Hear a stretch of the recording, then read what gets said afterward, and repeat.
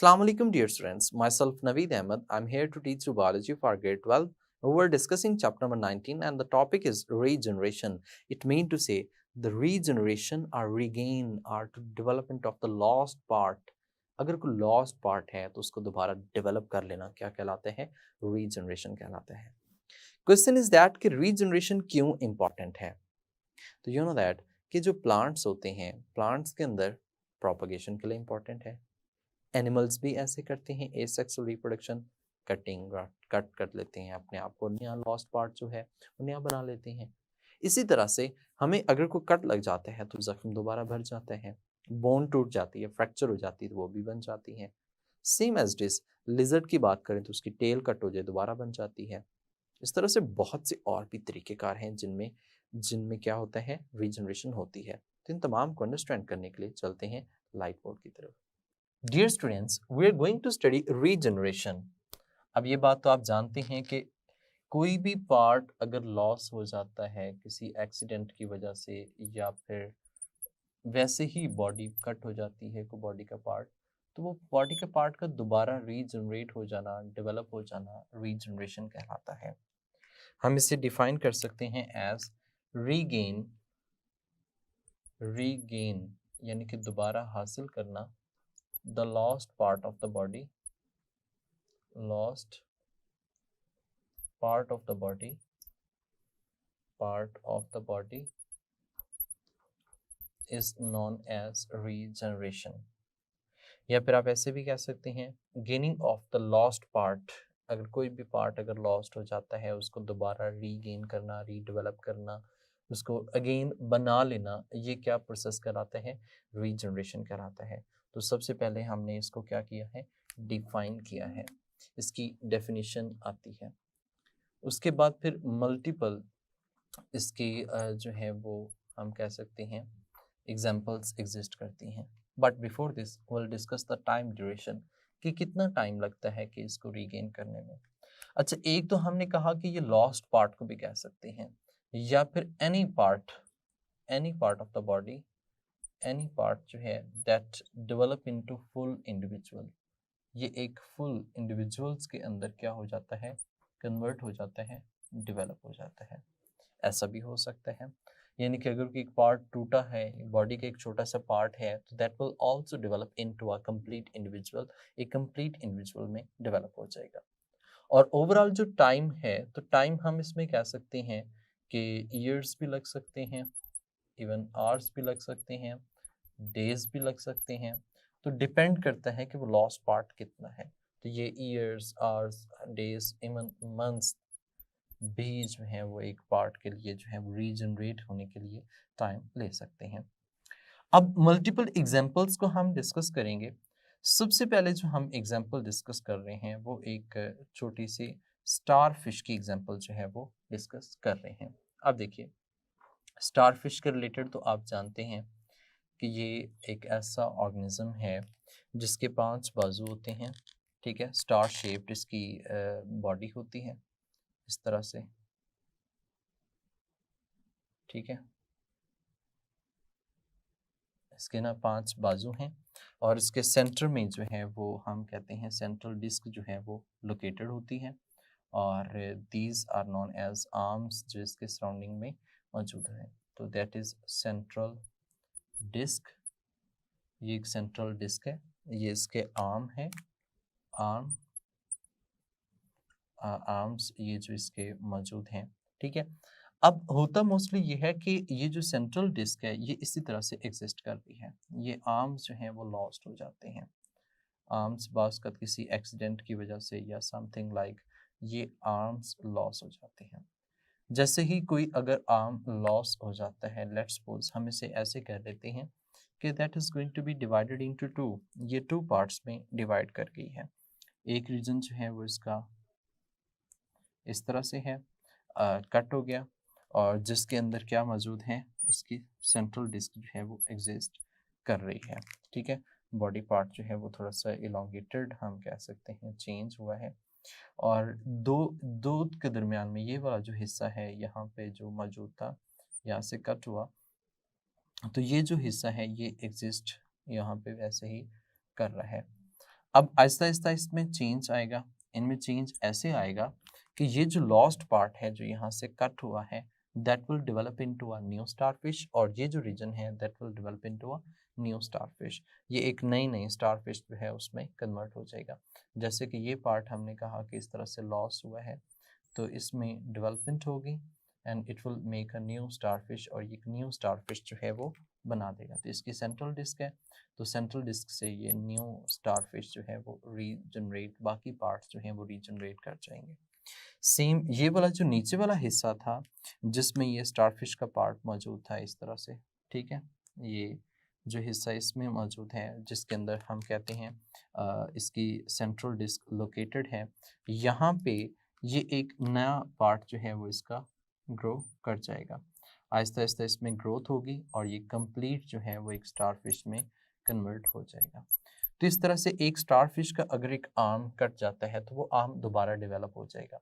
हम ऐसे कहें कि ये जो सेंट्रल डिस्क है अगर सिर्फ ये रह जाए और बाकी तमाम आर्म्स जो हैं वो कट हो जाएं, तो ये सेंट्रल डिस्क जो है वो दोबारा अपने तमाम आर्म्स जो हैं उनको क्या कर लेगी, डेवलप कर लेगी। तो इसके अंदर ये सलाहियत मौजूद होती है कि अगर कोई पार्ट जो है वो को पार्ट जैसे कि यहाँ पे हमने कहा लॉस्ट हुआ है, तो इस तरह से इसका जो लॉस्ट पार्ट है वो दोबारा क्या हो जाएगा, रीजनरेट हो जाता है। तो ये इसमें रीजनरेशन होने की एबिलिटी मौजूद होती है।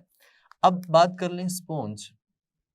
अच्छा स्टूडेंट, अगर यहाँ पे एक एमसीक्यू आता है ना, सबसे मैक्सिमम रीजनरेशन की एबिलिटी जो है वो किस में है, तो वो स्पॉन्ज में मौजूद होती है। हम इसमें ऐसे डिफाइन कर सकते हैं कि it has maximum regeneration ability, इसमें बहुत ज़्यादा रीजनरेट करने की एबिलिटी जो होती है वो मौजूद होती है। तो ये जो मैक्सिमम रीजनरेशन करने की एबिलिटी इसमें एग्जिस्ट करती है, तो ये स्पॉन्ज के अंदर है। इवन कि any part of the sponge, अगर कोई भी पार्ट है स्पॉन्ज का, any part of sponge that will develop into a new individual, वो एक नई इंडिविजुअल में डेवलप हो सकता है, यानी कि एक नए जानदार नए एनिमल के अंदर उसकी डेवलपमेंट जो है वो पॉसिबल हो सकती है।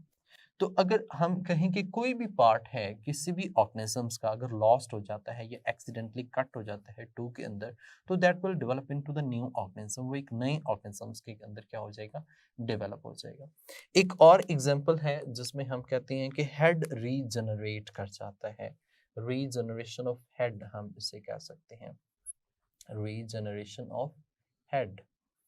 यानी कि अगर कोई लॉस्ट पार्ट हेड का है, जैसे कि हम इसमें एग्जांपल ले रहे हैं अर्थवर्म की। आप देखिए अर्थवर्म जो है अगर इसका हेड लॉस्ट हो जाता है, इसका क्या हो जाता है, हेड लॉस्ट हो जाता है, तो it will regenerate its head. तो ये अपना हेड जो है उसको क्या कर लेता है, रीजनरेट कर लेता है, मतलब कि अपने हेड को दोबारा बना लेता है, रीजनरेट इट्स हेड। ये अपना हेड वाला रीजन जो है वो दोबारा डेवलप कर लेगा, बना लेगा। तो ये रीजनरेशन ऑफ हेड, हेड अगर इसका लॉस्ट हो जाता है तो वो भी दोबारा बन जाएगा।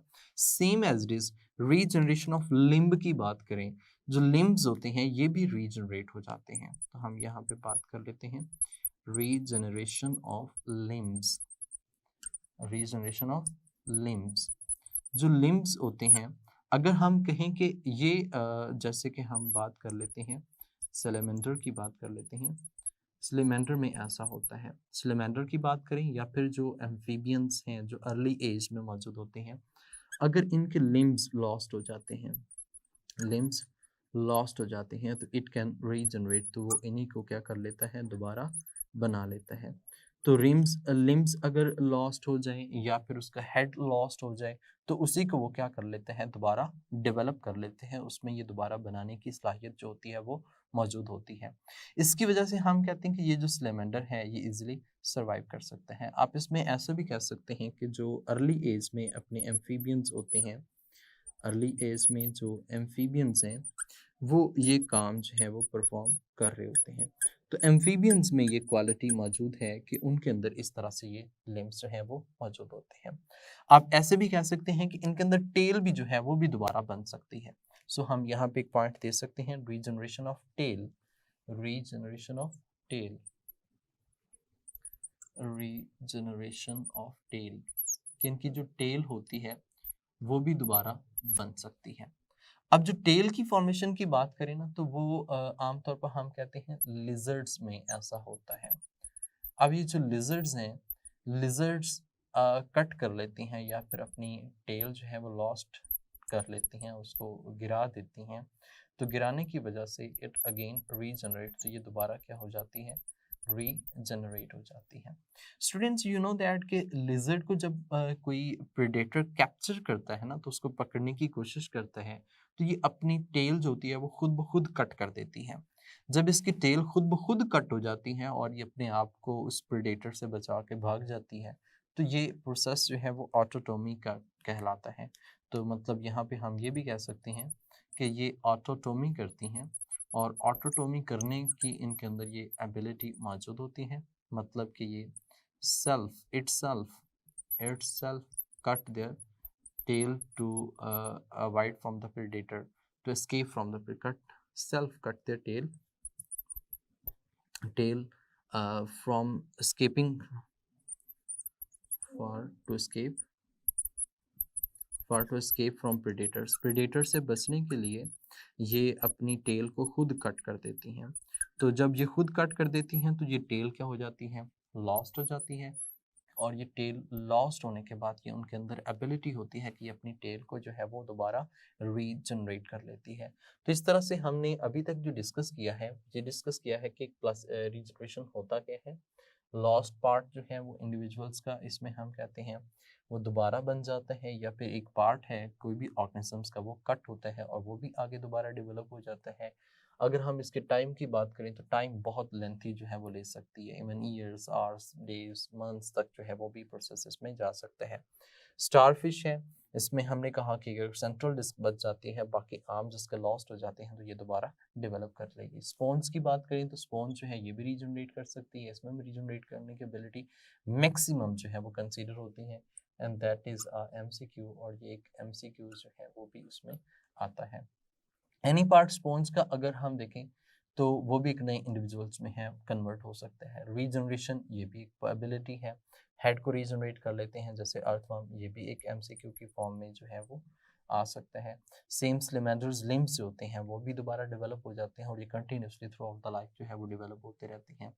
टेल, अगर ये टेल लॉस कर देती हैं, जैसे स्लेमेंडर्स की बात करें या फिर लिजर्ड्स की बात करते हैं हम स्पेसिफिकली, इसमें ऐसा होता है कि ये स्लेमन लिजर्ड जो होते हैं उनमें ये टेल खुद ब खुद भी कट जाती है ताकि अपने आप को प्रेडेटर से भगा सकें, बचा सकें। तो उसको बचने के लिए जो ये अपना सेल्फ रोल प्ले करती हैं, वो ये करती हैं कि अपनी टेल को कट कर देती हैं, तो ये एस्केप हो जाती हैं। तो इससे भी बेनिफिट होता है, और ये अपनी टेल जो है वो दोबारा रीजनरेट कर लेते हैं। फर्दर और भी प्रोसेसेस हैं, उनको समझने के लिए चलते हैं नेक्स्ट लाइट बोर्ड की तरफ।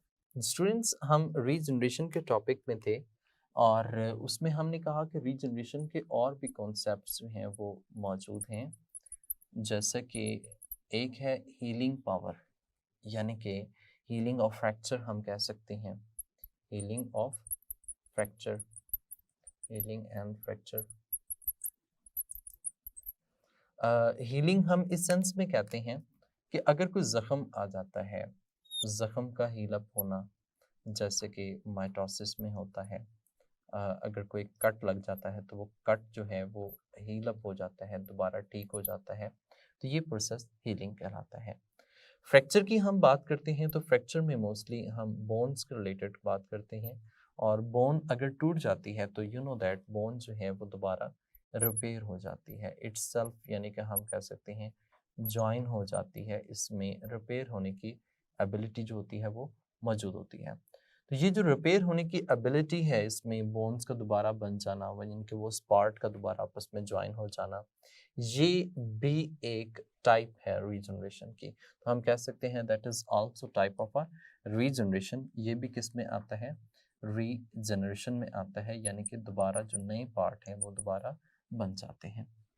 अच्छा, एक और पॉइंट था लॉबस्टर्स का। अब जो लॉबस्टर्स होती हैं, लॉबस्टर्स के पिंसर क्लाज होते हैं, यू नो दैट वो पिंसर क्लाज होते हैं वो फूड को कैप्चर करने के लिए होते हैं, जिनसे उन्होंने फूड को क्या करनी होती है, कैप्चर करना होता है। सम टाइम फूड हार्ड होती है और वो जो पिंसर क्ला होते हैं वो ब्रोकन डाउन हो जाते हैं, यानी कि इनके जो पिंसर क्ला हैं वो क्या हो जाते हैं, ब्रेक डाउन हो जाते हैं। ये पिंसर क्लॉ जो हैं अगर ये भी लॉस्ट हो जाएं तो इनको भी रीजनरेट करने की सलाहियत उनके अंदर मौजूद होती है, तो ये भी रीजनरेशन के थ्रू जो है वो दोबारा डेवलप हो सकते हैं। तो pincer claw in the lobsters that can also be regenerated. Student ये तो हमने मल्टीपल एग्जांपल्स डिस्कस कर ली। अब पॉइंट ये है कि हम किस तरह से कैसे हम ये समझेंगे कि हीलिंग या रीजनरेशन का प्रोसेस क्या है, ये होता कैसे है। इसके अगर हम प्रोसेस को अंडरस्टैंड करना चाहेंगे तो इसमें हम कहते हैं कि वो सेम प्रोसेस रिपीट होता है एज इन एम्ब्रियोलॉजिकल डेवलपमेंट। यानी कि हमने कहा कि रीजनरेशन के अंदर भी, यानी कि जब रीजनरेशन होती है दोबारा नया पार्ट बनता है तो सेम प्रोसेस रिपीट होता है, सेम प्रोसेस रिपीट होता है एज इन एम्ब्रियोलॉजिकल डेवलपमेंट। ठीक है, सेम प्रोसेस रिपीट होता है एज इन एम्ब्रियोलॉजिकल डेवलपमेंट। जब एम्ब्रियोलॉजिकल डेवलपमेंट होती है तो उस वक्त जो प्रोसेस हो रहा होता है सेम वही प्रोसेस यहाँ पे भी क्या होता है, रिपीट होता है। तो ये जो डेवलपमेंट का प्रोसेस है वो क्या था? बेसिकली डेवलपमेंट के प्रोसेस में हमने ऐसे समझा था कि कुछ अनस्पेशलाइज्ड सेल्स होते हैं। ये जो अनस्पेशलाइज्ड सेल्स हैं जिनको हम स्टेम सेल्स भी कह सकते हैं, एम्ब्रियोनिक सेल्स भी कह सकते हैं, ये अनस्पेशलाइज्ड सेल्स होते हैं these are develop into specialized cell. ये किस में डेवलप होते हैं? स्पेशलाइज्ड सेल्स में डेवलप होते हैं। स्पेशलाइज्ड सेल्स में इन्होंने ग्रो करना होता है। ये अनस्पेशलाइज्ड से स्पेशलाइज्ड सेल जो हैं ये कहाँ पे काम होता है? ड्यूरिंग डिफरेंशिएशन का काम होता है। हम ऐसे भी कह सकते हैं कि वन टाइप ऑफ सेल है that is going to be converted into another type of cell and that process is known as differentiation. इस प्रोसेस को हम डिफरेंशिएशन के नाम से मेंशन करते हैं और ये डिफरेंशिएशन जो है ये स्पेशलाइज्ड सेल्स बनाने में इन्वॉल्व है और इस तरह से जो स्पेशलाइज्ड सेल्स बन जाते हैं वो जो है वो रीजनरेशन कहलाती है। अब होता क्या है कि अगर हम बात करें रीजनरेशन के प्रोसेस में भी, यानी कि रीजनरेशन के प्रोसेस में भी, तो इसमें भी अनस्पेशलाइज्ड सेल्स जो है वो बॉडी के अंदर रिटेन करते हैं, यानी कि ये बॉडी के अंदर मौजूद होते हैं। जैसे ही जहाँ पे इनकी ज़रूरत होती है when there need they move, जहाँ पे इनकी ज़रूरत होती है ये मूव करते हैं और अपना काम परफॉर्म करने में इन्वॉल्व होते हैं। अब हम यहाँ पे एग्जांपल लेंगे हम यहाँ पे प्लेनेरिया की। किसकी एग्जांपल लेते हैं? प्लेनेरिया की। प्लेनेरिया आप जानते हैं एक प्लेटीहेल्मिन्थीज है और प्लेटीहेल्मिन्थीज जो हैं इनको हमने कहा कि दीज आर फ्लैट वर्म्स, ये फ्लैट वर्म है। तो एक फ्लैट वर्म की एग्जांपल हम ले लेते हैं। अब फ्लैट वर्म में होता क्या है, यू नो दैट कि यहाँ पे एक जो है ना वो एनिमल है जिसको हम प्लेनेरिया के नाम से मेंशन करते हैं। ठीक है, इस तरह से वो मौजूद है। ठीक है, प्लेनेरिया। अब जो प्लेनेरिया है इसकी आइज़ भी मौजूद हैं। ठीक है, इसकी आइज़ भी मौजूद हैं और ये इसकी बॉडी ओवरऑल एग्जिस्ट कर रही है। अब होता क्या है कि प्लेनेरिया को हम यहाँ से क्या कर देते हैं, कट कर देते हैं या फिर ये खुद ब खुद कट हो जाता है। तो प्लेनेरिया के बन जाते हैं जी दो हिस्से। ठीक है, एक हिस्सा हमने कहा कि इस तरह से बन गया, एक उसके हेड कंटेनिंग रीजन है और एक हिस्सा जो है वो इसका टेल कंटेनिंग रीजन जो है वो मौजूद होता है। अब ये दो हिस्से बन चुके हैं। अब दो हिस्से दोबारा अपने पार्ट को क्या करेंगे, रीजनरेट करेंगे, यानी कि ये अपनी जो टेल है, टेल वाला हिस्सा है उसको रीजनरेट करेगा and that will try to regenerate its head वाला रीजन जो है वो इसका रीजनरेशन जो है वो होना स्टार्ट होगी। अल्टीमेटली हम ये कहते हैं कि ये जो यहाँ पे बन रहे हैं दैट विल डेवलप इनटू, दो पार्ट्स में डिवाइड हो गया था, दो पार्ट्स जो हैं वो आगे ग्रो करना स्टार्ट करते हैं। तो ये वाला जो हिस्सा है जिसमें हेड वाला पार्ट जो था वो लोकेटेड था, ठीक है, हम कहते हैं that will develop it's on part. ये अपना जो पार्ट है वो क्या कर लेगा, यहाँ से ये सारा हिस्सा रीजनरेट कर लेगा, दोबारा डेवलप कर लेगा। जबकि ये जो हिस्सा है that can also develop it's on part, ये भी अपने पार्ट जो है उसको क्या कर लेगा, रीजनरेट कर लेगा। यानी कि इसका भी हेड वाला रीजन जो है वो दोबारा बन जाएगा। अगर हम इसकी बात करें तो इसने ये अपना ये वाला रीजन जो है जिसमें हेड वाला शामिल है दैट इज डेवलप्ड अगेन, ये दोबारा जो है वो बन गया है। इसकी भी आइज मौजूद हैं, इनकी भी आइज मौजूद हैं और इसकी भी आई स्पॉट जो है वो मौजूद हैं। अब ये जो लॉस्ट पार्ट है दैट इज अगेन रीगेन, ये दोबारा क्या हो गया है, रीगेन हो गया है, दोबारा डेवलप हो गया। क्वेश्चन इज दैट कि कैसे डेवलप हो गया, इसमें ऐसा क्या खास है।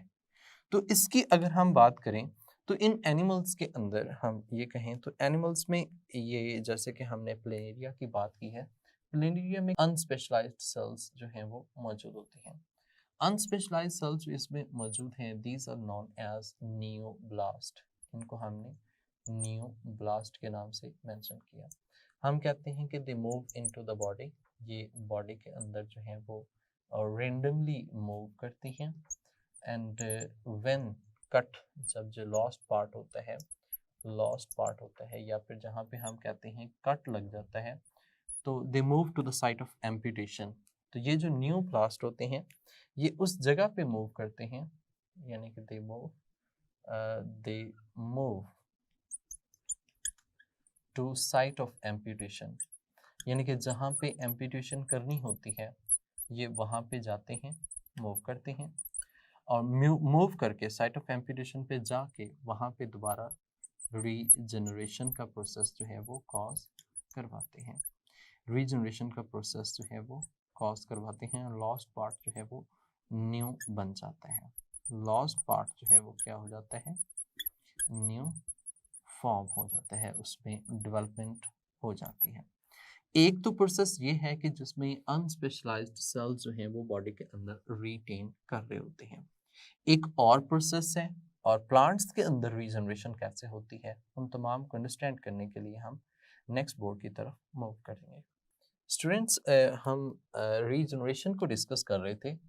रीजनरेशन में भी एक जो पॉइंट रह गया था ये था कि कुछ एनिमल्स ऐसी खासियत रखते हैं जिनमें स्पेशलाइज्ड सेल्स वापस अनस्पेशलाइज्ड बनते हैं, यानी कि स्पेशलाइज्ड सेल्स वापस अनस्पेशलाइज्ड बनते हैं और फिर अगेन स्पेशलाइजेशन में आते हैं।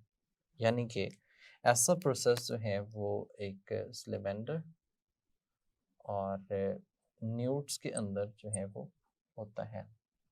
न्यूट्स, इसमें क्या होता है कि स्पेशलाइज्ड सेल्स हैं बॉडी के और ये स्पेशलाइज्ड सेल्स बनते हैं अनस्पेशलाइज्ड, यानी कि डी डिफरेंशिएशन हमसे कह सकते हैं, अनस्पेशलाइज्ड सेल्स फिर अगेन स्पेशलाइज्ड सेल्स बनते हैं।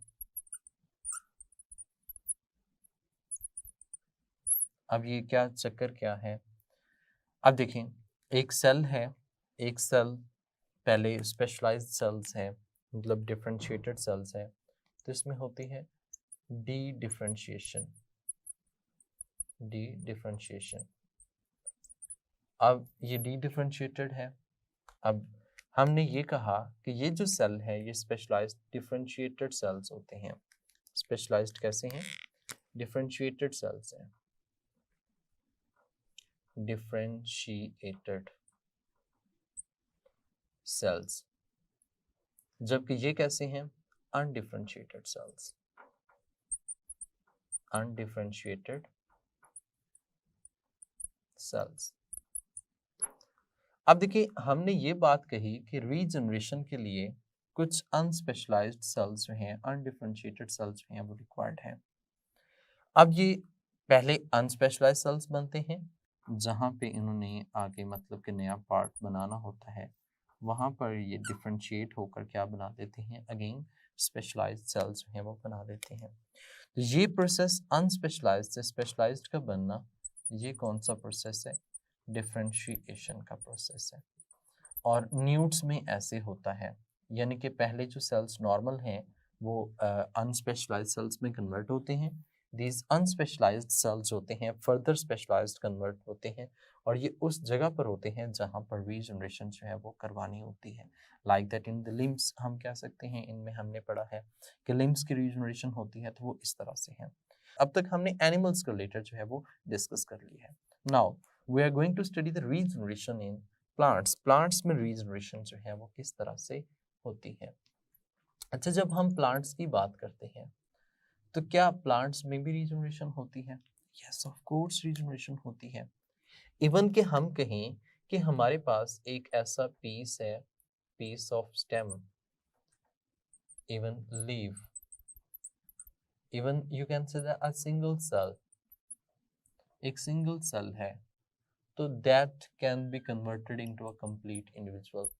तो ये सारे जो हैं वो किस में कन्वर्ट हो सकते हैं? कंप्लीट प्लांट में कन्वर्ट हो सकते हैं। कैसे मुमकिन है?